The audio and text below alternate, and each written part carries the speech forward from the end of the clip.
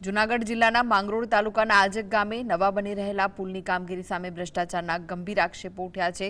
આંત્રોલી ફાટથી કેશોદ જતા માર્ગ પર બની રહેલા પુલમાં હલકી ગુણવત્તાનું મટીરીયલ વપરાતું હોવાથી ગ્રામજનો રોષે ભરાયા છે। સ્થાનિકોનું કહેવું છે કે જૂનો પુલ મજબૂત હોવા છતાં તોડી પડાયો હતો અને હવે નવા કામમાં અધિકારીઓની મિલીભગતથી કોન્ટ્રાક્ટ લૂંટ પાણીને લાકડા જેવી કામગીરી કરી રહ્યા છે।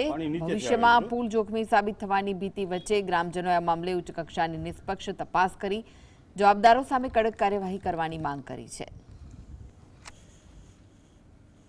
18 mm ની ખીલાશ્રી હતી એમાં, અને અત્યારે જે આમાં જે ખીલાશ્રી નાખી એ ઘરમાં આપણે મકાનનું બાંધકામ કરીએ એમાં જે લેન્ટરમાં ખીલાશ્રી વાપરીએ એ ખીલાશ્રી આ લોકો આમાં પુલમાં નાખી છે।